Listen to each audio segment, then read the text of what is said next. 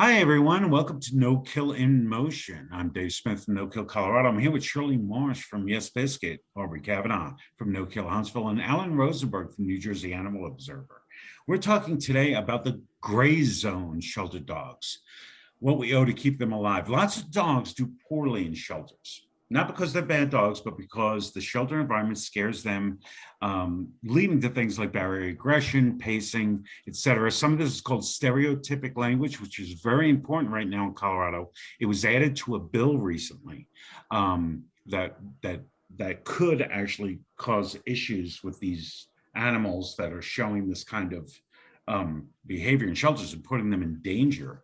And we don't want to see that. So there's a lot to cover here. So let's just try to get the big pieces out here. And we should probably just stick to dogs because, like I said, it's a big subject. We can always talk about cats on another one. Aubrie, why don't you start? There's lots of dogs out there. They are in shelters. They get assessed as dangerous or with some behavior issues, but not necessarily for behavior modification, right? They're just, those dogs are no good, and it's a problem. What do you think? I think that there are always going to be dogs in shelters that are just going to kind of adopt themselves out because they're cute. People walk by, their tails are wagging. People can see them in their home. They take them outside. They're happy. They're playing. So that's one end of the spectrum. The opposite end of the spectrum is we all acknowledge that there are dogs that they have cognitive problems and that genuinely are a danger to the public. I think, as we've talked about before, that ordinarily is about maybe 1% to 2% of shelter intake. A number of experts have written about it. It's a real small percentage. And then in the middle, we have dogs that just do really poorly in a shelter environment. They don't present well, but that's not necessarily a reflection of their true personalities. It's because the manner in which they're housed. I mean, regardless of whether a dog lived a life of luxury before entering the shelter or was kept in a fenced yard all the time, a shelter environment is completely foreign to that dog. So how they behave in the shelter is more of a reflection of the building itself than it is of the dog. So what we end up with is we call them gray zone dogs. And for me, that's dogs that have mild to moderate behavior issues, but which can be kind of scary. I mean, they may show barrier aggression where they're barking or jumping on the door to their kennel, which can be scary to the public, but it's not actual aggression. To me, it's akin to you have a dog and a delivery person comes and knocks on your door and your dog goes running to the door and barks. They're trying to protect the space in which they're housed. You also have dogs that even if they go outside in a play area, they may do what's called fence fighting with other dogs. Again, they're trying to protect the area they're in. So I think at the end of the day, what we owe these dogs is to set them up for success and not judge them based on the behavior that we see that's created by the manner in which they're housed. And I think that involves a number of factors, and it involves, for those dogs, getting them out to foster homes as quickly as possible, getting them evaluated with the help maybe of a behaviorist or a trainer to get recommendations on how they're housed, how they can be rehabilitated, and really reaching out to rescue groups to help those dogs. We've had some situations in my area recently where there were a number of dogs that were scheduled to be destroyed, not because they were genuinely dangerous, but because they had been in the shelter for a while and it was just thought, hey, there isn't a whole lot of interest in them. They're not doing well. They're not progressing. But then ultimately, when the word was put out to the public that they were the most at-risk animals and the rescues were told, hey, at-risk animals, this is a date on which they're scheduled to be destroyed, people stepped up and were able to help those animals. So I think that we have to be completely transparent about it too. Nobody wants truly dangerous dogs adopted out in the public. That creates liability issues. Nobody wants somebody to get killed or hurt. But when it's dogs that are just having trouble in the environment, I just think that we owe them every possible effort that we have to get them out of that environment so we can learn who they really are. There's that, we were talking about the shelter environment. The best shelter environment is weird, right? And one of the cliches that I always use, but some people watching me not think of this.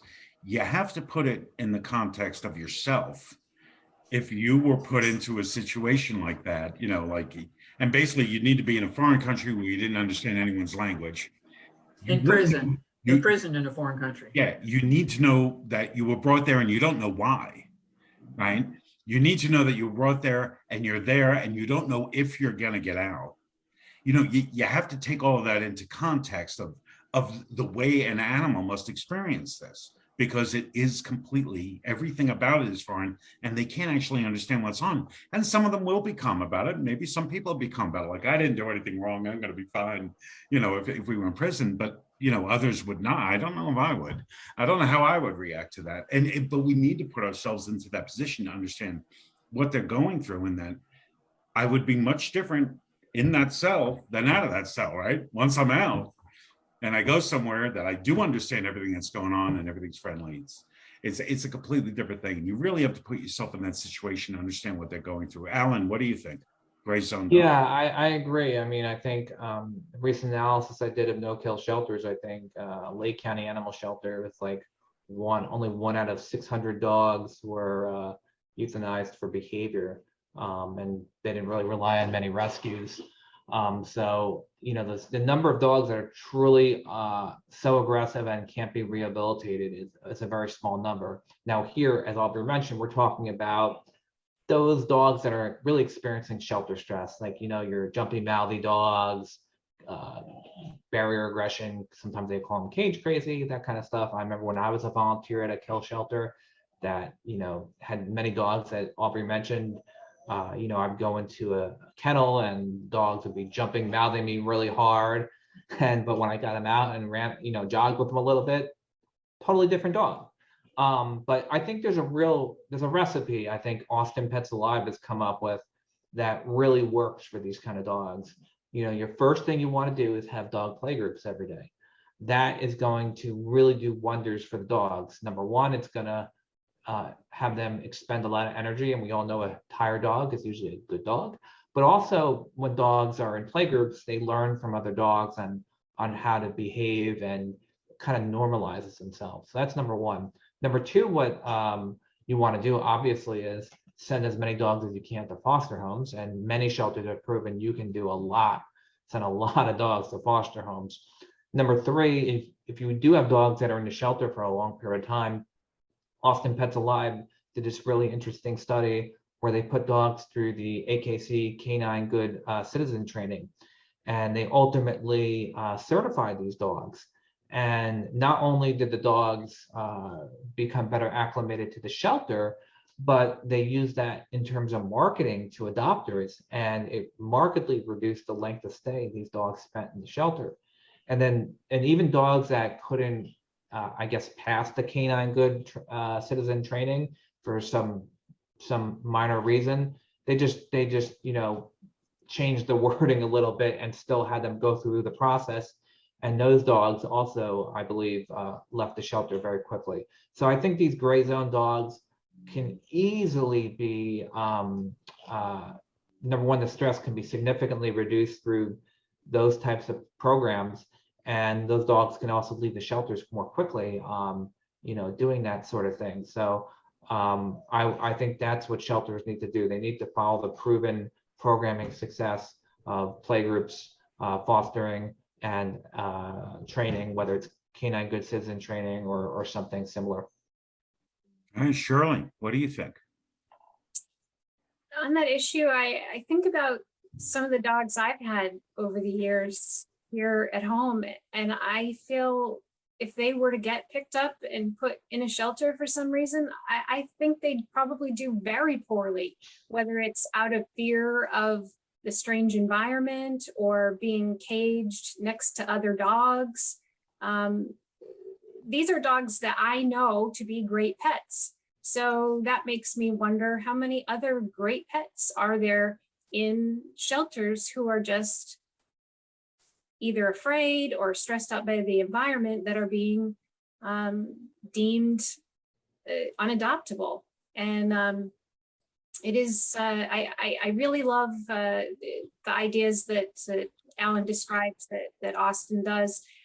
I would like to see more places doing those things. I think those are all, anytime you can get a dog to focus on something other than I'm in a Turkish prison or whatever, then you should you're going to see improvement. You're absolutely going to see improvement in the dogs. So Aubrie, I think you mentioned something about the fear-free. Do you fear-free? Is it Sheltering. fear-free movement, or what is it? There's a shelter training program called Fear Free. It's I believe it was developed by Dr. Marty Becker and in association with Maddie's, and there's actually a 1-hour seminar coming up on it on August 12th to be an introduction. And I think that it has to do with how animals are handled and viewed, and it's free for shelter workers and staff. I think that rescues have to pay for it, but I think it does a lot to help people understand about how to interact with dogs. Having said that, though, I think that the training, it's a starting point. And I think what it all boils down to is really a commitment to view every dog that's in the building as being like one of Shirley's dogs or one of Aubrey's or David's or Alan's dogs. Because like Shirley said, I think any dog I ever loved would have been destroyed in a shelter environment. And that's the biggest tragedy. So I think it's the commitment to seeing them as individuals, understanding why they're behaving the way they are, figuring out how to modify that behavior, how to market them. And a lot of times that's just getting them out as quickly as possible. And if they do stay there longer, don't ever give a dog an expiration date just because they've been there and they're frustrated. I mean, they're going to get frustrated, but seeing them as individuals. But yes, Fear Free it's free training. And if you're with the shelter and you want to learn more about it, August 12th, you can get, they have a website. It's called, I don't know if it's fearfree.com, but if you just Google Fear Free, you can find the information. Yeah, I'm gonna add one thing to close. The one thing that really bothers me about sometimes when they say that, this dog has got a barrier aggression or something like that, is I want to know what that dog was like the day they walked into the shelter, because quite often they're okay day one. Day one's not the problem. And day 12 is like, oh, that dog has kennel stress. It's like, okay, well, it didn't Get him out of the kennel. wait, cause and effect here, guys. What's going on here? This isn't the dog's fault, right? This happened here. Something happened here. And that's why we have to move them out of the shelter faster. We have to do better jobs in the way we run our shelters. But the important thing is to know that that could happen, as you said, Aubrie, and that we don't need to judge that this dog is a problem. It's what do we do actually to solve the problem? Because we all have those animals today, or we've had them in the past. I know I have them today. I'm not going to name names. I don't want to get my dogs in trouble. So, all right. Well, thank you, everybody. This is great. No Killing Motion today. I am here with Shirley Marsh from Yes Biscuit, Aubrie Kavanaugh from No Kill Huntsville, Alan Rosenberg from New Jersey Animal Observer. I'm Dave Smith from No Kill Colorado. We will see you next time. Thank you.